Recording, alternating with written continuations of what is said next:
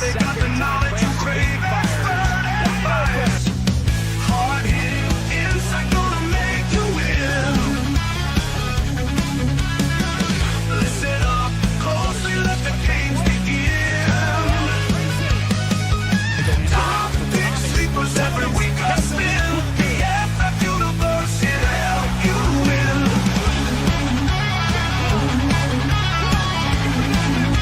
The fantasy football universe. What is up? Welcome into the Double FU, the FU times 2, the Fantasy Football Universe. I'm Jeremy Schulman at FF_Rebel. We are the Fantasy Football Universe, ready to win your championship matchups. Of course, we are over here on YouTube. Jesse Moeller is over here on TikTok. If you click the QR code, it can bring you over there. It's a flurry of start-sit questions over there each and every week, but feel free to jump into the fray. Of course, if you are here getting your questions answered, that means that you have to understand exactly what's going on here in Championship Week, Championship Sunday, trying to do whatever you can to get the most information you can to win your ships.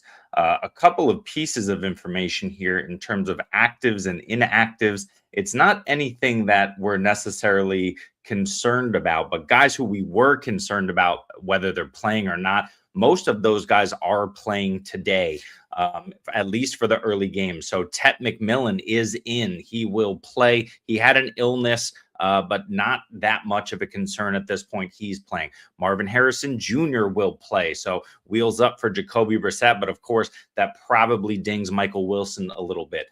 Harold Fannin Jr. will play, really the only game in town in that passing game in Cleveland on that offense for Cleveland. But also Dylan Sampson will play. So he's an interesting play.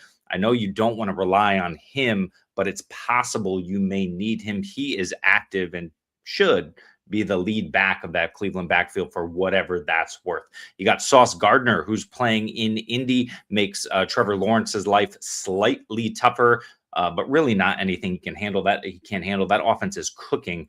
I'm not concerned about playing any Jacksonville Jaguars player. That's including Brian Thomas Jr., even though he should see a ton of sauce.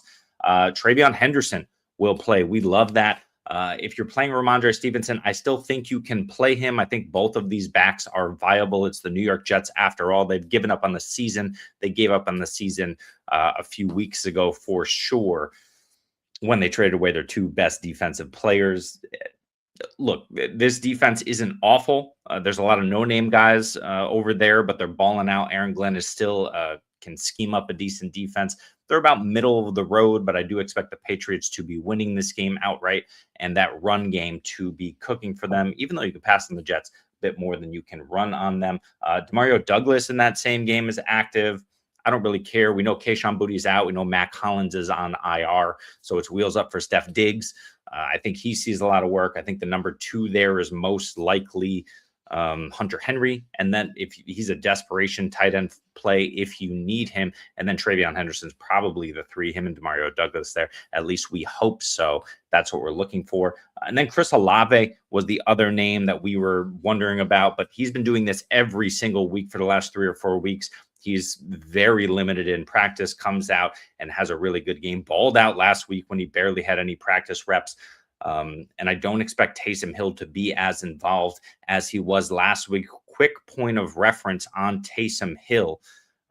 Last week he's retiring, so he's done. But last weekend was his final home game of his career. So there's a lot of speculation out there that Taysom Hill was given that massive workload last week simply because it was his last ever home game and they wanted a vintage Taysom Hill performance. Of course, this team has nothing to play for. Alvin Kamara still out, most of those backs out. So it's Audric Estime. You can still fire up Taysom Hill. He's a decent high-end tight end 2. If he falls into the end zone with a goal line carry, if he throws a touchdown, these things are still possible. I just don't think we see the ridiculous ceiling that Taysom Hill displayed once again last week. But who knows? Chris Olave is playing. That offense is healthy. I like Juwan Jennings. I like Olave. I like most of these New Orleans Saints here. And you can play Taysom Hill in a pinch, especially if you were hoping on Kittle. Right now, the word on George Kittle is he is highly unlikely. That's from Adam Schefter. Ian Rappaport said moments earlier, this was all this morning. Ian Rappaport said moments earlier that he was going to try and give it a go pregame. Didn't sound hopeful, but he was going to see if he can go. I think those were Rappaport's words.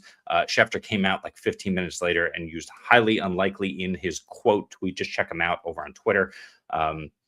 But that's kind of the word on Kittle. I think as of now, Sleeper has adjusted their expectations for Jake Tongas as well. I noticed that. I haven't seen the Kittle expectations adjust yet, but I think we're all expecting George Kittle to miss this game. That's unfortunate because he probably brought you here. He's been absolutely studly, but you should definitely make other plans.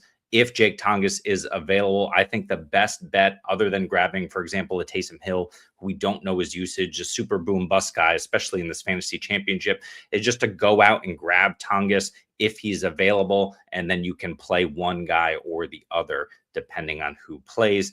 But if you really need a boom game, I mean, maybe you got a couple of guys out there who you can rely on. Juwan Johnson is an interesting one. I will have him ranked pretty highly this week, and it's possible he's available on your wire. The last guy that we need to talk about here, and of course, I'm answering any and every question that you have, so feel free to drop all of that in the chat here. The last point of note we need to talk about is Drake London. Drake London is still questionable. He plays, I don't know if it's Sunday night or Monday night. I'm pretty sure it's a Monday night. Let me just double check that. Yeah. So we're not going to know anything about Drake London today. He's still questionable, although I believe it was Raheem Morris came out and said that he's very, he expects Drake London to play. He feels that it's very likely that he's going to play. I don't know if it matters. We have the injury. Certainly, we have the fact that Drake London played last week and Kirk Cousins was still hyper-targeting Kyle Pitts. We have Bijan Robinson going off, Tyler Algier being utilized, and guys like David Sills and others still in the mix here. Darnell Mooney still out there running routes. So that's kind of my concern there with Drake London. I did bump him down in my rankings, but then again, I do expect him to play right now. I have London as a back-end wide receiver 2 at the moment. And again, he may not play. I would probably make other plans if you have better players. Frosty, what is up, my man? Good luck to you and good morning to you, sir. How do I feel about Dylan Sampson now? Same thing, man. In case you didn't join us yesterday, we were talking about Dylan Sampson a little bit. Look, there's no other running game in town for Cleveland. So, number one, we're getting there on volume with Dylan Sampson most likely. The problem is that this offensive line has been pretty banged up. In fact, I believe 4, if not all 5 of this week's starting offensive linemen were on the injury report during practice this entire week. Some of them more so than others. We also know that starting center Ethan Pocic, who was kind of holding this line together, I believe he's now on IR, but he's been out for the last couple of games. That's been like this really difficult decline. And we saw Judkins struggling over the last 2 games before he went out with injury. That's likely why. And then, of course, this defense has to hold everything together. So it puts a little bit more stress on them. And then the offense is constantly trying to keep up. Now, Shedeur Sanders has looked decent at times. He's able to scramble around there and make some plays. But I'm not going to bank on Dylan Sampson this week. Right now, he is currently, in fact, I have to look him up because I don't see him. No. So let's see. I have to rank him properly. He will go, because of volume, certainly ahead of Blake Corum, but that doesn't feel great. I'm not going to put him ahead of Monangai. So Dylan Sampson is going to be my RB33 on the week. Take that for what it is. If he scores a touchdown, he's going to be at least a back-end RB2. So he'll exceed that. I'm just not so sure if he does. It doesn't necessarily have to be him. It can be Trevion Williams. It can be we named these guys the other day. It's guys you heard of, but nobody special. And against Pittsburgh, Pittsburgh has been an offense that, a defense that has been tightening up over the last few weeks. A lot of that has to do with moving Jalen Ramsey around. Kyle Duggar joining the group about a month and a half ago, 2 months ago, and really kind of reconfiguring this defense. It's worked for them on the back end, and they're able to press up a little bit more than usual. They also got healthy at linebacker, which helps, but it's not a good defense. So I expect this to be a super low scoring game. I believe Vegas also expects this to be a super low scoring game. Let me just give you the current. I'll refresh this page to give you the most current over under. It should be the lowest of the week. It's 35.5. It is by far the lowest on the week. The next closest for games that are still remaining is New Orleans at Tennessee. So this game is 4 points lower in its over under than New Orleans at Tennessee. I think I certainly expect Pittsburgh to score at least 20 points in this game. I would be surprised if Cleveland was able to put up more than 14. I think it's more likely they go to 13. Maybe he gets the touchdown, but I think Harold Fannin is the one that I want, the only one that I want in this offense. Dylan Sampson, if I have better options, as I mentioned, he's a mid to back end RB3 for me at 33. You could do better than Dylan Sampson. Jerry, what is up? Welcome in. Hurts or Shuck today? You got to go Hurts. I get it. There's variance here, but the Buffalo Bills do not scare me, and they really shouldn't scare you. I know against the pass, they've been better, especially recently. A lot of that has to do with the defense being healthier, Terrell Bernard being back in and being able to man the middle of that defense. And they've been able to with him and their safeties, Taron Johnson, also a lot healthier. He was out a lot in the beginning of the season. These guys are able to come in and help shut down not only the middle of the field, but their speed allows them to get to the outside on multiple levels. So the defense has been getting better. They've also been able to generate a pass rush. The Philadelphia Eagles are not an elite offensive line anymore, and we saw them be very susceptible to the pass rush last week. But Buffalo is not a formidable pass rushing team, despite how they've looked in recent weeks against some lesser opponents. So I'm still going Hurts, but I get it with Shuck. He's got the opportunity to look really good. He did so last week. And I have him all the way up at QB 15 against Tennessee. The thing is, look, I've been talking about how it's probably not a Taysom Hill game. Maybe Taysom Hill comes in and takes a crap ton of carries. Maybe they try to do what Baltimore did last night and just cram the ball down their throats with a crap ton of rushing attempts. Audric Estime certainly doesn't have a ton of carries on his resume, but we know he's a big body back, able to carry the load, and has looked explosive when he's been given the ball. Between him and Taysom, and I'm trying to think of whoever else is healthy back there. There's definitely another name. I guess it's Hull. They're certainly capable of that. I like Olave and Johnson, but Shuck is going to have to get there on the ground. Can he do it? Yes. Against Tennessee, no problem. I don't have an issue there. But when you're talking about someone in Jalen Hurts who can do it as well, and I don't think the step up to Buffalo from Tennessee is massive in terms of the defensive output. And of course, we have better weapons in Philadelphia. Of course, they all have to work out. And I hear you with the weather for Hurts. Listen, let me just double check the weather here for a second. Actually, I can do it on the Sleeper app. Let's see. Give me a quick rundown, Jerry, on the weather as I look it up here. Find my league with Hurts. Here we go.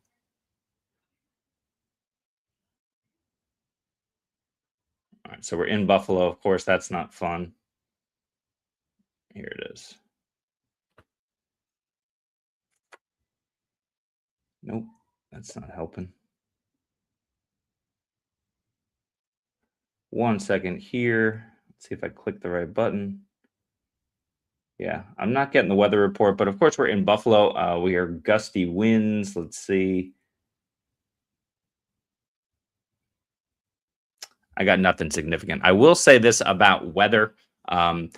If there's a weather situation, gusts above 30 miles an hour is what we want to look for. If it's 30 miles an hour or below, that's certainly not a concern. But what I will say, Jerry, is that with the weather, regardless if it's snowing or whatever, that benefits the offensive ground game more than anything else because defenders have to react and cut based on what the offensive players do. We know Hurts has the speed. We know he has the ability to rush the football.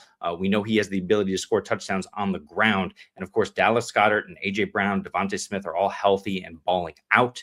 I'm not necessarily concerned at all with the weather unless, like I said, it's above 30 mile per hour gusts. That becomes a little bit of a concern. But then, of course, you have to look at the coldness. If it's ridiculously cold, that becomes a concern too. But again, with these rushing quarterbacks, they have a baseline floor. I hear you. Shuck has the better environment, of course, likely being he's at Tennessee, though. He's not in his dome. But I will still go Hurts here. Just start your studs where you can. I Smarty, what is up? Thanks for joining in. Start Devonta Smith or hope London plays. So I'm going to double check this again right now with all of you guys. But as of last night, the word on Drake London was Raheem Morris said he is hopeful that he plays. Let me give you the exact quote because it's right here in Sleeper. All right. Here we go. So he's questionable. His coach is optimistic. Morris said, quote, he feels great about London playing on Monday night and indicates that London is on track to be available. So even though London is questionable, that's what his head coach came out and said yesterday. That was 21 hours ago.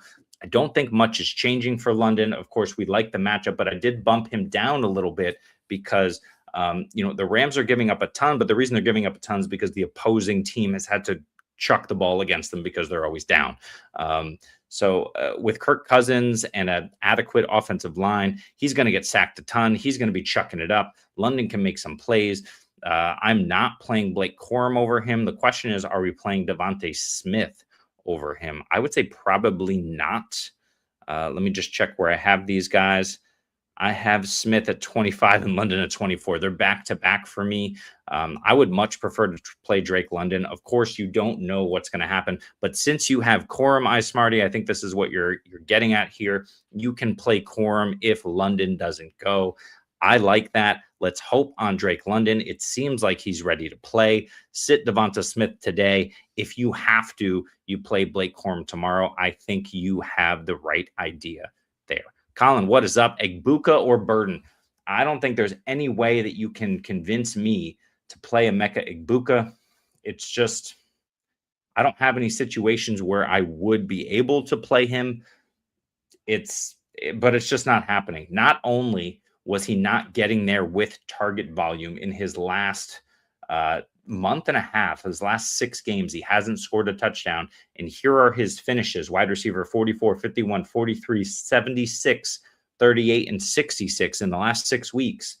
But then here are his target totals in those last 6 weeks: 9, 8, 8, 9, 7, and then last week just 2. So the thing with Emeka Egbuka is the targets are starting to dissipate. He's got to live on high efficiency if he wants to produce, and he's got to find the end zone. Those are 2 things that he's not doing. Even with those target totals, here are his reception totals: 5, 3, 4, 2, 4, 1, and he's only gone over 60 yards once.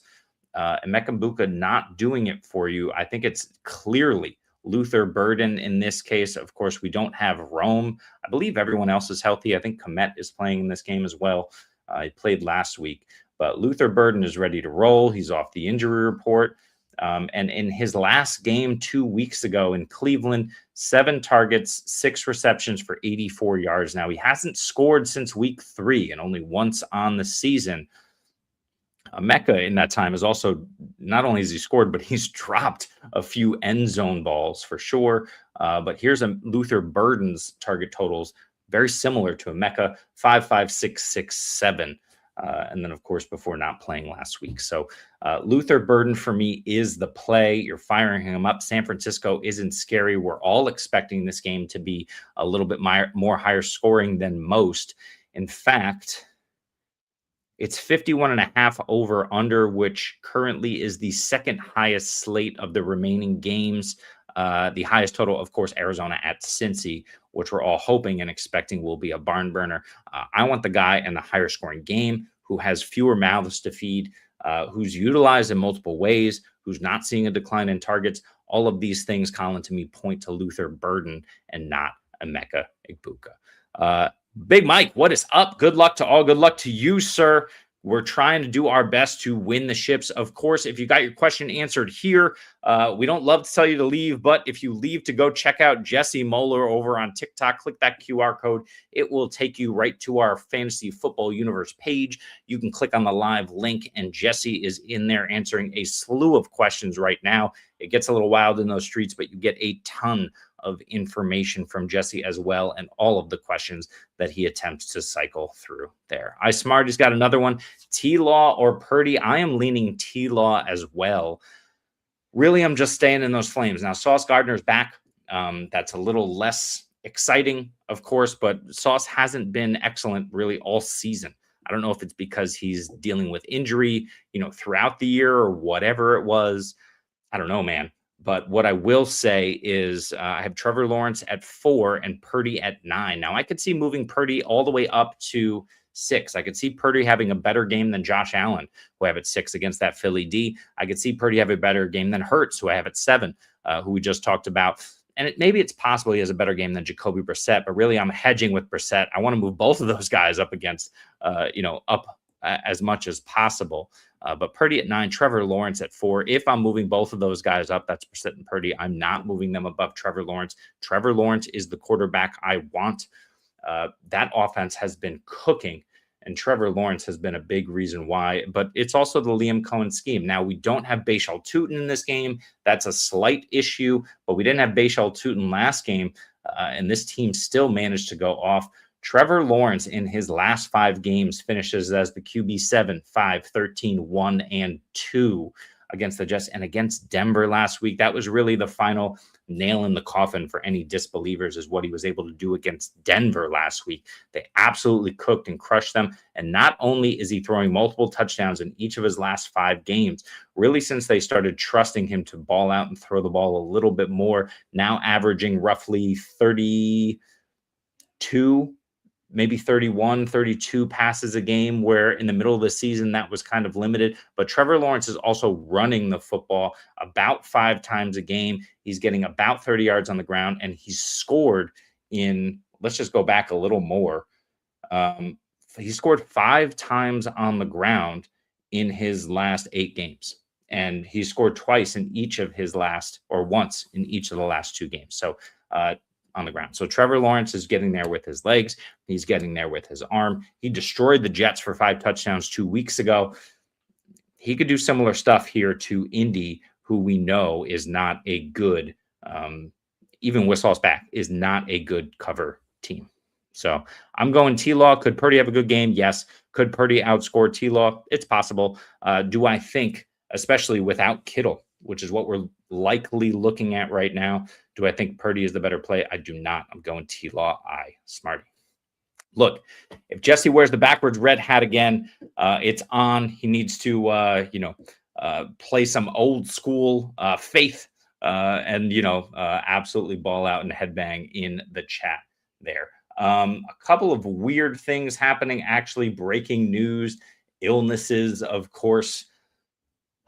When do the Bears play? DJ Moore and Olamide Zaccheaus are added to the injury report due to illness. That's from Ian Rappaport. That dropped just now, like 30 seconds ago. So if you're listening to me, DJ Moore is now questionable with an illness. I don't know what is going on there, but you're going to have to monitor that. I assume that's the later game. Oh, it's the night game tonight. So crap. So yeah, that's what we're dealing with between Chicago and San Francisco. We could be looking at, number one, absolutely play Luther Burden. Number 2, be very careful of DJ Moore. Caleb Williams takes a little bit of a hit, but I still think they're going to do whatever they can to figure this out. I would imagine these players play through the illness. But yeah, it's definitely Burden season. Colson Loveland, I feel a lot more confident about him. I think he's my tight end. Let me double check here. He's definitely in my top 10, although he's closer to the bottom. Let's see, he is my tight end 8 at the moment. I'm not pushing him up over Jawan Johnson, but of course, if Kittle doesn't play, Loveland becomes my tight end 7. Yeah, I don't mind him at all. Burden and Loveland are going to have good games. Regardless, because Zaccheaus, even if he plays, he's probably likely to be limited. DJ Moore, if he plays, he's likely to be limited. But Zaccheaus has been the guy who'd been keeping Burden for a good portion of the early season off the field. Luther Burden, when he plays and gets the volume, has been excellent. And as we talked about 10 minutes ago, these targets for Burden have been consistent over the last 6 weeks. So that's what we like to see. That's what we hope to see. But once again, just be mindful. The Bears have, according to Ian Rappaport 1 minute ago, The Bears are adding DJ Moore and Olamide Zaccheaus to the injury report because of an illness. Don't know if they play. This is the game tonight, super late night. So just keep in mind that DJ Moore now questionable, Olamide Zaccheaus now questionable due to illness. Throw in your questions here in the chat. Let me know what you're thinking about your start sit decisions. We have about a little more than 30 minutes here left to go. A couple of things. Number one, this is the Fantasy Football Universe. If you've never been here, we appreciate you joining us. We are here live every single Sunday. This, of course, is the last one, but we'll do a fantasy wrap-up season. We'll post it here on TikTok. Here on YouTube. Maybe you came from TikTok and Jesse Moeller, which is over here. If you didn't, you can go there by clicking that QR code and check out what's going on in the chat over there. We're trying to grow all of these channels. So if you appreciate this content, these breakdowns, these discussions, please do follow, like, share. That really helps us out a ton. Additionally, we are over on Twitter, so you can check us out there. And we do have a Discord, which I think I haven't done so yet, so I'm going to drop it in the chat over here on YouTube real quick, just to make sure if you have any of these questions, if you want to check out what we're doing in the off season, because I know Essie Romero and Spencer Buckley and some other guys have their own college rankings and metrics coming out. So that's going to be really interesting in the off season. We have, of course, everything from Mike, who's in the chat now, and Rich with Dynasty Dogs and all the Dynasty info that you need during the offseason. I know Mike's been grinding that tape in the Mike, I forget the name of it, but he's involved in that program where he's getting extra super scouting education, which is fantastic. And so, listen, we're all geared up for you, not only for championship week here, but also for the offseason, also for the impending draft and the combine and everything that comes with running your dynasty squad. We got you on the Devy front. We got you on the dynasty front. We got you, of course, in redraft and in-season plays with content like this. We are here for you, and we plan to continue and grow much further beyond where we are now throughout the rest of the year and beyond. So if you haven't been following us, please do so. Would appreciate. Hilarious question from Mike. It is hilarious. I hate it. Answer should be Breece Hall, right? Probably not. Parker Washington's interesting. I think with the addition of Sauce Gardner, Parker Washington sees a little bit of sauce, but of course that's likely BTJ and Kobe on the outside. Parker Washington playing more of the slot role. And even when he's not playing the slot, when he's playing the outside, they're working him into the middle of the field. Now, I know Brenton Strange kind of tends to nuke Parker Washington at times, but I think it was last week that Parker Washington got all the targets and Brenton Strange caught the touchdowns. That's not always going to be the case. It'll be kind of a flip-flop here. Kyle Williams is an interesting play, but he's not someone I want to rely on over these two. I'll go Parker, Breece, Kyle Williams, but I will say, Mike, with your hilarious question, unfortunately hilarious, Breece Hall has the safer floor. He should see enough touches. Of course, we're still dealing with Brady Cook. I don't know. I don't know what to say here. I'll go Parker Washington over Breece Hall, but yikes. Let's see. Sleeper has officially recognized the questionable tags on DJ Moore and Olamide Zaccheaus. I'm just quickly checking to see if there's any information under DJ Moore here other than what we have already received. And the answer is no. So, look, you want to play DJ Moore. You hope he's healthy for this game. You have to assume he is at this point.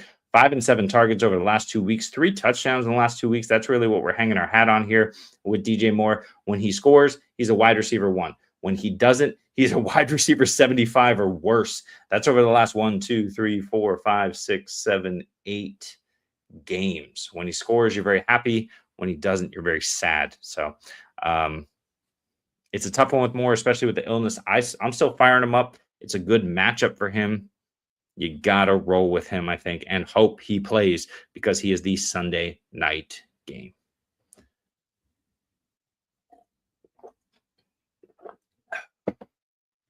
In a vacuum, regardless of opponent, and then we'll talk about opponent in a second here, Smarty. But regardless of opponent, I kind of like the Jags defense and what they're doing a little bit more than the Seahawks. They're number one, they're generating kind of a better pass rush. The Seahawks are certainly more stout against the run, but the Jags have really tightened up their run defense. And since they made the trade of Tyson Campbell away, which seemed strange to me at first, Greg Newsome has come in, and I'm not even sure if he's fully healthy because I know he went down in the last game. Let me double check that. But Greg Newsome has come in and helped to kind of solidify the outside. Tyson Campbell, I believe, was playing nickel for them, so he was helping them on the interior. But no, Greg Newsome, I believe, cleared to play in Week 17 with a shoulder, so he will play even though he was limited this week.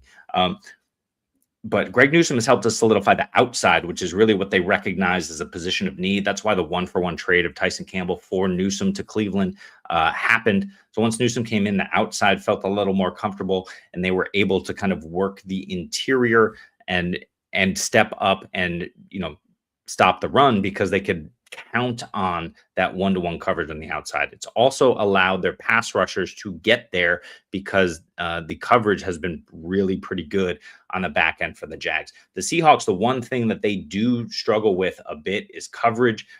Their cornerback 2, I believe it's Job, is okay, but he's not necessarily a high-end guy.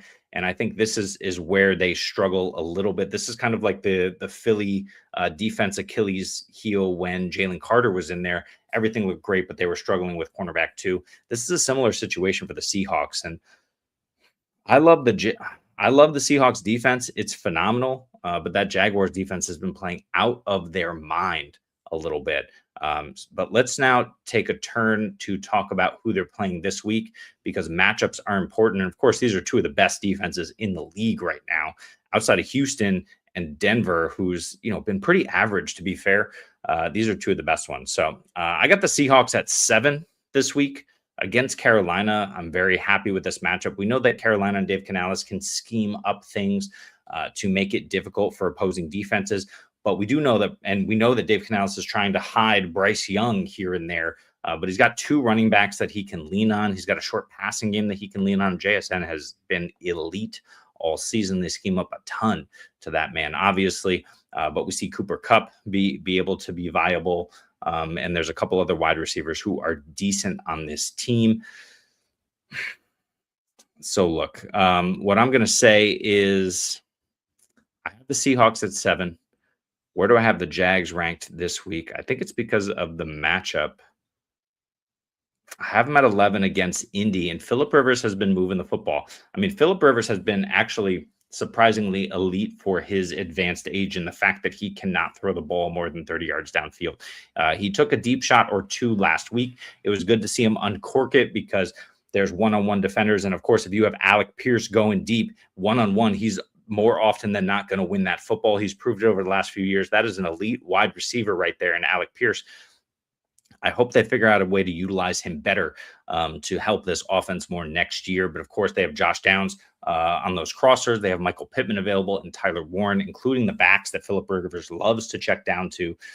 So that's why I have the Jags a little bit lower. I think this defense is, like I said, even better than the Seahawks defense kind of all around and the way that they're able to scheme up different things, although it's very close. But I do think that the matchup favors the Seahawks this week.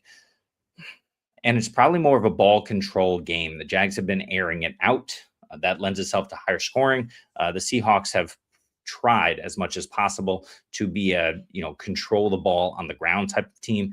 And just to give you a sense of what we're looking at of over-unders for these 2 games as well, Vegas will let us know what we're thinking. The Jags game is a 48.5 over-under, one of the higher ones on the slate. I believe it's the 3rd highest. And then, of course, Seattle, Carolina is 42.5 over-under. That's a 6-point difference, and they're about middle of the pack in terms of the expectation of scoring in that game. So I'm going to lean Seahawks this week. I have them, 4 spots ahead of the Jags. But yeah, both really, really good defenses. Jerry's saying, they're saying the flu has hit the Bears clearly, right? Players have been asked to wear masks.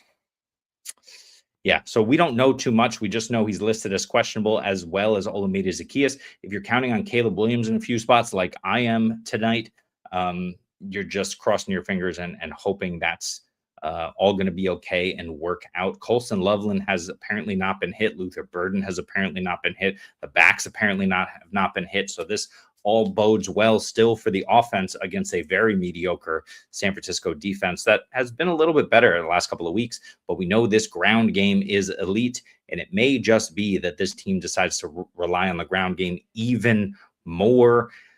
May cause me to bump up Kyle Monangai a few spots, especially if we don't hear anything about illnesses to the offensive linemen, which we haven't heard just yet. But yeah, again, if you haven't heard, and what Jerry's referencing here, DJ Moore and Olamide Zaccheaus were added about 10 minutes ago to the injury report with an illness.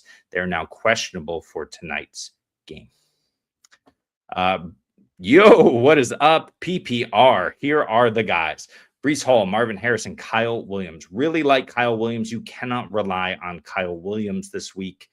I get it. He's probably in that Kayshon Boutte role, but we can't rely on the consistency from a rookie in a Josh McDaniels offense simply because, number one, are they going to fully trust him? Number two, is he going to be where he needs to be every single time?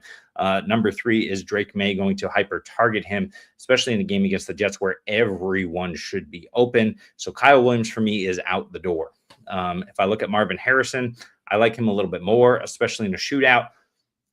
The problem becomes you cannot beat Cincinnati on the outside. It's not necessarily that they're super elite out there. They've been really good, but the fact is the rest of the field is wide open and they're not generating a pass rush. So you look to the outside of the field against Cincinnati. Oh, those guys are kind of covered. Oh, look, there's a wide open Trey McBride in the middle. Oh, look, there's a wide open crosser or slot. Oh, look, my back is wide open in the flat. So these are all of the things that are likely to happen in Arizona. I think Kobe goes off. Marvin Harrison has the opportunity to score, has the opportunity to have a decent amount of volume. I just don't trust it with him. In fact, I go Trey McBride as one. I go in the passing game in Arizona. I'll go Michael Wilson as number two. We saw that last week. I'll go Marvin Harrison at three. And then, maybe he gets eclipsed by Amari DeMarcado, who sometimes has these 7-target games as well. So, yeah, Marvin Harrison for me, I don't want to play in this circumstance. I probably play him over Breece Hall, but I do think Breece Hall can volume his way to an RB2 finish. I do have him at RB30 at the moment.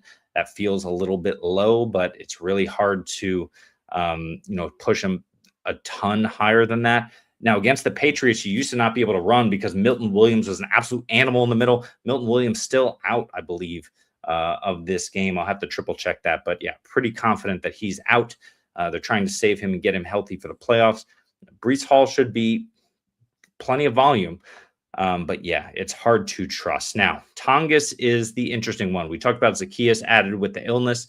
Gesicki is interesting, but I would add Tongas now just in case. But of course, you have to make this decision before tonight's game.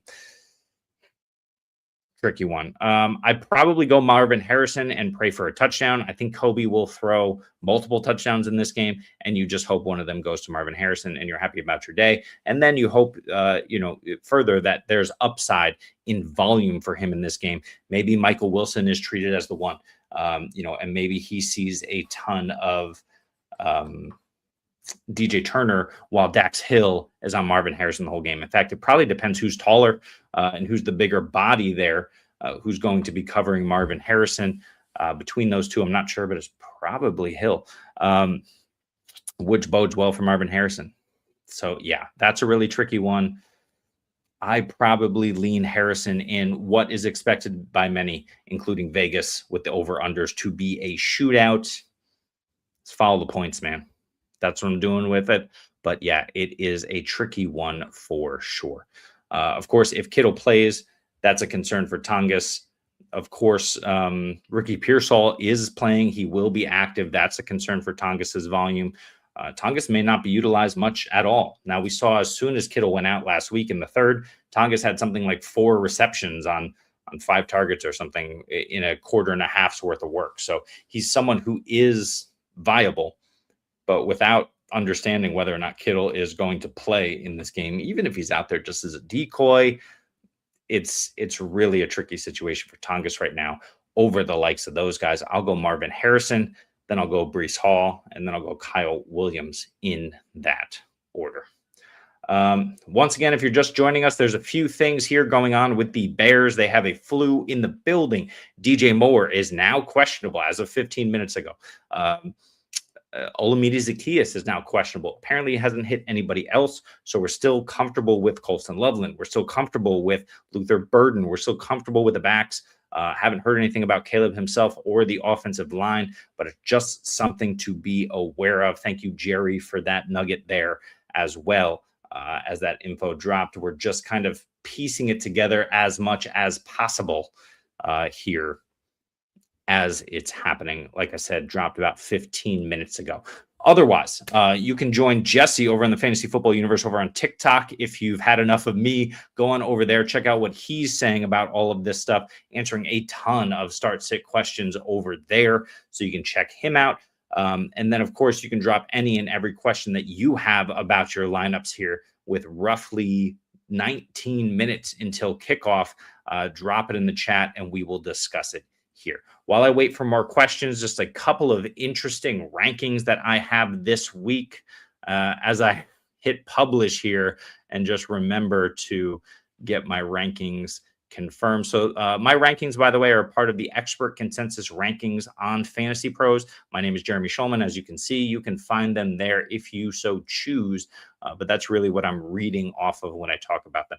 Some interesting rankings, quarterback rankings: Burrow, Stafford, Lawrence, and Drake May all over Josh Allen and Jalen Hurts. I got Brissett and Purdy right there with Caleb. That's my top 10 because Dak was 1. I don't think he's going to end up 1, but he should end up, 6 maybe. Decent outing. Actually, did he have a terrible outing? I think he might have been terrible. Let me double check here. Dakota. I knew he threw 1 to Ferguson. He threw 2 or 3. He threw 2. He didn't get there on the ground. So yeah, he'll end up QB 16 maybe, 307 and 2. Yeah, 19 to 37. Rough. CeeDee Lamb really needed to connect with him on a few more of those, but hey, it is what it is. Dak being my number 1 is a smash spot and just didn't come through. But all of those guys I have over Allen and Hurts, just to give you a sense. All those guys I have over Baker, over Jackson Dart, over Tyler Shuck, Sam Darnold. Those are no surprise. But yeah, so it's just something to consider here about what you're doing at quarterback, especially Trevor Lawrence as my QB4. It goes Burrow, Stafford, Lawrence for me in that order. He's been balling out that hard. So you're happy with that. At the running back position, I got Travis Etienne at RB7. I think he absolutely crushes. I have him above Chase Brown. I have him above Ashton Genty. I have him above Jonathan Taylor in a tough matchup. Travis Etienne should have a phenomenal game. But of course, I have Saquon Barkley all the way up at 3. It's so hard because Saquon can go off at any given moment. And of course, it appears as though they're saving him for the playoffs. But against Buffalo, you can run the crap out of the football. And here's what Saquon's done the last 3 weeks. 20, 22, and 21 carries. So getting back into it, running at roughly 5 a clip, has scored a rushing touchdown in each of those 3 games. He's been the RB7, 12, and 13 over that span, largely because he isn't used in the passing game. I think he can get multiple touchdowns. I think he can run more like he ran against Washington last week, this week. And I do think he has a really good game. Is he going to have a better game than James Cook? I do have him ranked above James Cook. Of course, the Philly defense a little bit more difficult, but you can run on them without Jalen Carter. So there's a couple considerations at the top. Other things to think about: Bucky Irving all the way down at 15 against Miami. It's a good spot, but will he score a touchdown? That's always the question. It's going to Sean Tucker at the goal line, so something to be concerned about, but you're still playing Bucky. But the question to me here is, because at 16, I have Jaylen Warren. The question would be, are you more comfortable playing Bucky or Jaylen Warren? I'm going to move Jaylen Warren ahead of Bucky Irving because he's more likely to score a touchdown, and the Cleveland Browns defense is not stopping anyone on the ground. They've been horrific on the ground over the last month. That's likely correlated with the loss of the interior. Is it Malik Collins or Malik Davis? I forget which Malik we're talking about, but big-bodied interior out. And then all of a sudden, this is what happens. This is what happened to the Patriots run defense. This is what happened, to the Dallas run defense when Quinnen Williams came in, and then he missed a game 2 weeks ago, and then he came back this past week. And you see it all the time when that big-bodied, talented guy in the middle goes down. This is what happened to the Texans run defense. teams can run all over you. The Bills never had that guy to begin with, and you've been able to run on them all season. Let's see. Any other interesting plays at running back? I got Ramondre at 29. I got Travion at 23. I think with the concussion, we're just not sure exactly how much workload they're going to give to Travion, especially against the Jets. They should roll. We'll see if that's the case. Divisional games are always crazy, but I think both of these backs are viable as flex plays. I don't think Travion's going to go nuclear in this game, but he can always break a long one, and that's kind of what you want. You want to bank on that. Dare I invoke the name of Jahmyr Gibbs, but maybe Devon Achane type explosiveness. That's what you're banking on here in terms of the RB position. Dylan Sampson, I have him at RB 33 at the moment. I could move him up a few spots. I just don't like it against Pittsburgh. I think they're going to sell it to stop the run. I think they're going to force Shedeur to pass on them. And then, of course, you got Jalen Ramsey. You got Kyle Duggar. You got all the guys in the defensive backfield who've been playing much better of late since they kind of refocused and reorganized this defense. And I just think when you have inferior offenses like the Cleveland Browns, especially with all the injuries that they've had, that's really what you're going to be up against, is just dealing with just inefficiency. So I think they stop the run. Dylan Sampson will have volume, but I don't think it's volume that you're necessarily happy with. If I'm, faced with the choice of Breece Hall or Dylan Sampson, I will go Breece Hall, even though I do not like him in this Patriots game. That's the running back position. Once again, we got about 14 minutes here. Feel free to drop any and every question in the chat. We will get to them. We've answered them all at the moment. Michael Carter to me is a flex play. I'm playing him in a few spots this, here today. I'm very happy with him. Let's move to wide receiver. Chris Olave is my wide receiver 5. Seems ridiculous, but against Tennessee, I don't care if that's wrong. I don't want to be right here. We got A.J. Brown up at 9. We got T. Higgins at 10. Kobe and Jawan Jennings has been an interesting one. I've heard that question thrown about. I got Kobe at 12 and Jawan at 15, but I could see flip-flopping those two guys.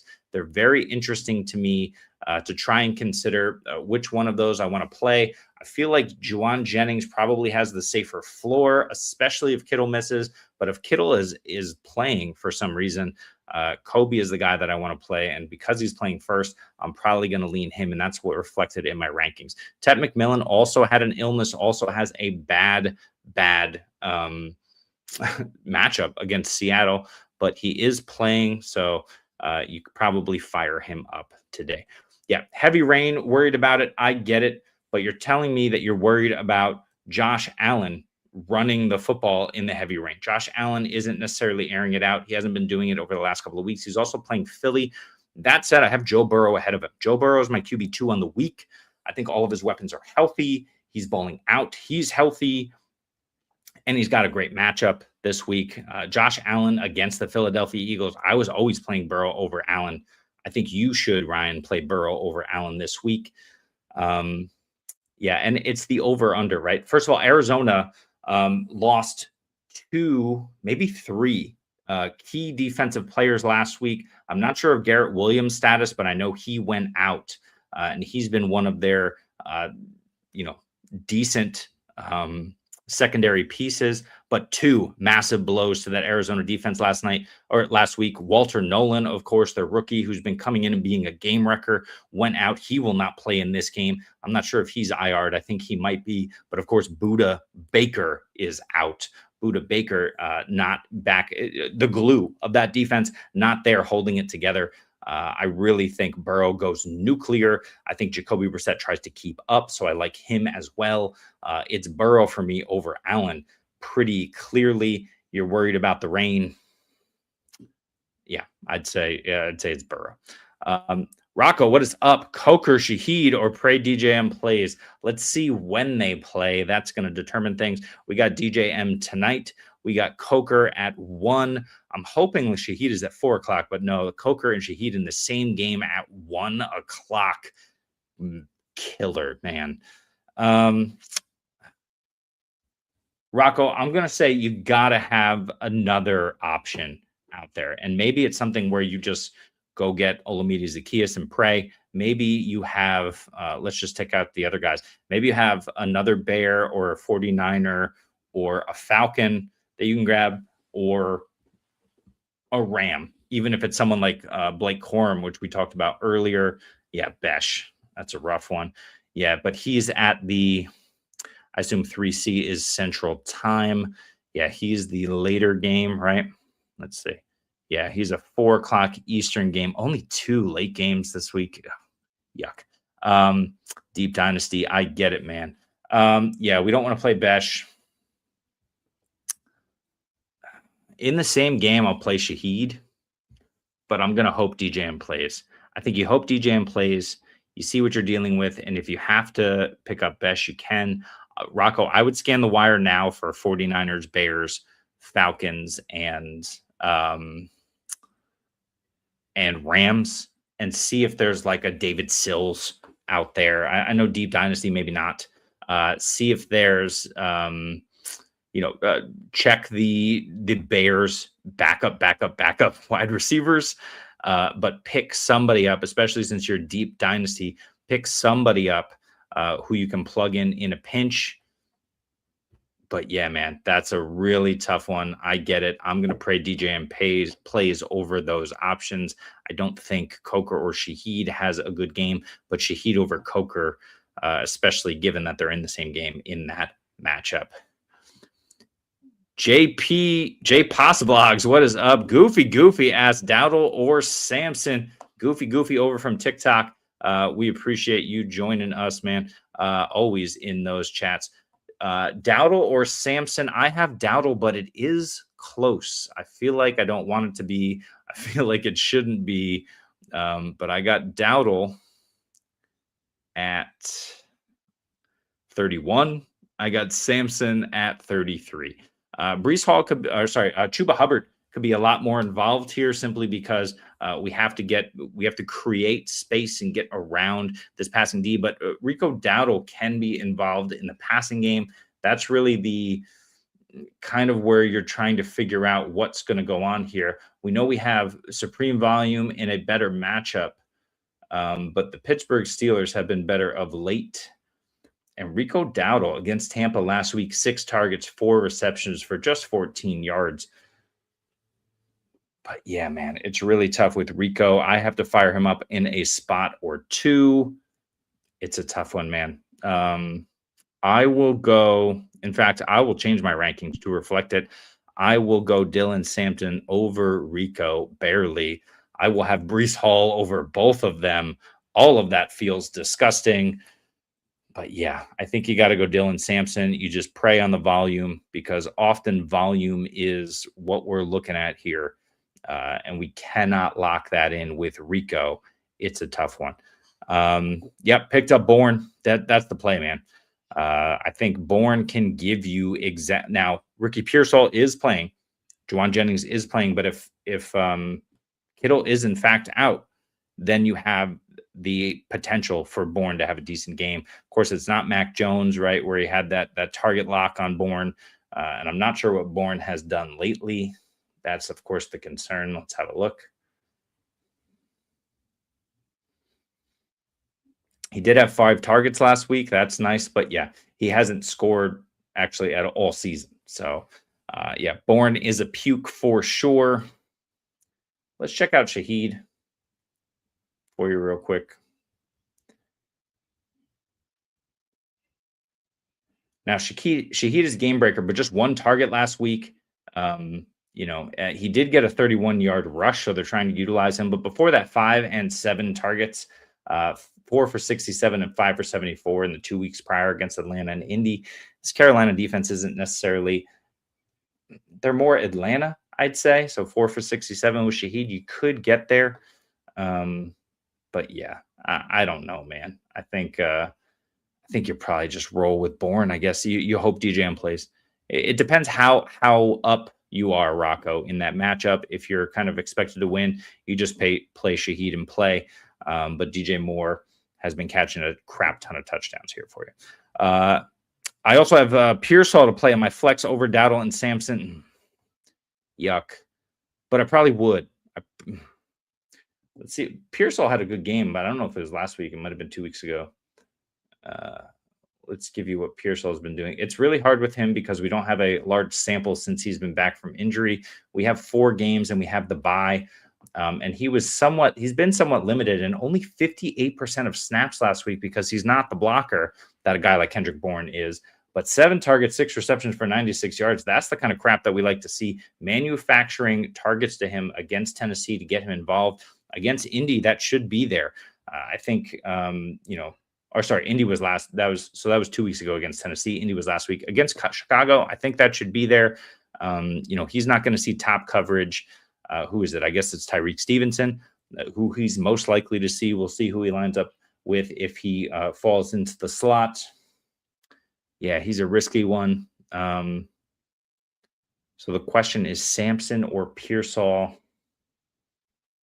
I'll probably go Pearsall for upside, but Dylan Sampson will have the volume. He really should, even though he's not a volume type guy. Let's just go back to what Dylan Sampson was doing in the beginning of the season. Remember, there was no Ford, there was no Judkins in the first, certainly the first game. I think the first 2 games Dylan Sampson basically had to himself. He was the RB9 and the RB26. Yeah, he was limited in game number 2, but game number 1, 43% of snaps for Sampson, 12 attempts for 29 on the ground, but 8 receptions on 8 targets for 64 yards through the air, scored in the receiving game in week 2 as well. I think he's comfortably where he is. I may be ranking him at his floor.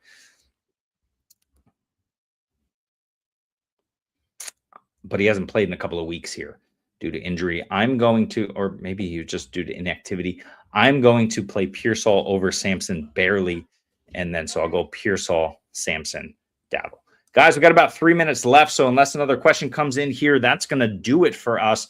Listen, it's championship week. We wish you the best of luck here in your championship matchups. Appreciate you, sir. Good luck to you. Good luck to everybody. Hopefully you're able to win your leagues this week, win that money, win that clout, win those ships. I'm in 8 championships today. Been lucky enough. I've got 2 locked up because I had Derrick Henry in one, and another one really went my way. 6 more in the balance, but a lot of those feeling good. Everything is attainable at the moment. So we hope we make that money. We hope we earn those ships. But listen, you just got to do what you got to do at this stage of the season. In a dynasty league yesterday, I sent a 4th round pick for Michael Carter, and I'm firing him up today. You got to do what you got to do. So listen, most important thing here with 2 minutes left is look at your lineups and play the guys that you feel most comfortable about. That's what most important. Don't necessarily listen to me or other pundits, especially if it's really close between these guys. We don't always know the exact right plays. We get things wrong all the time. I get a crap ton of things wrong, and I'm still top 100 in the rankings somehow over on Fantasy Pros. It is what it is. We just do our best to kind of give you the range of outcomes and talk it through with you, but ultimately it's your decision. Make sure it's your decision and play the guys that you feel confident about. So good luck to you. Good luck to Rocco, to Mike, to everybody else who's been in this chat, to JPOS. We appreciate you. Thank you so much for joining us. Thank you for joining us all season. We're going to have a wrap-up shows next week, give you kind of the rundown and everything that we've done. Then I think we take a break for a couple of weeks and regroup and get ready for the off season. But we've appreciated you joining us on these start-sit shows every single weekend. So thank you so much for doing that. Of course, if you can go over to TikTok, if you haven't checked that out yet, and follow us over there. We're really trying to grow that channel in addition to YouTube, in addition to Twitter here. We also have a Discord, which I think I have.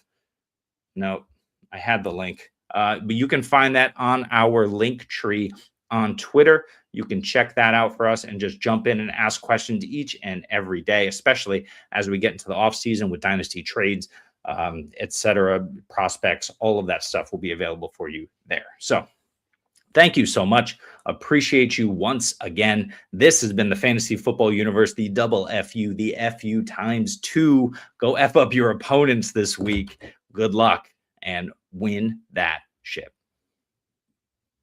FFU. FFU.